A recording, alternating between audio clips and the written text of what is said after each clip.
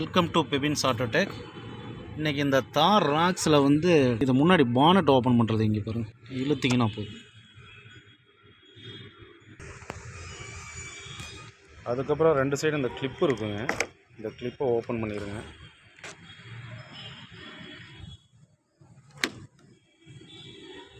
இங்கே கேப் கொடுத்துருக்காங்க பாருங்கள், இந்த இடத்துல அப்படியே தூக்குங்க.